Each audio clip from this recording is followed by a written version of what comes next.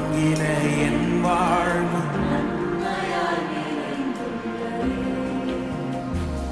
ஒரு தீமையும் நினைக்காத நல்ல ஒரு தகப்பன் உம்மை போ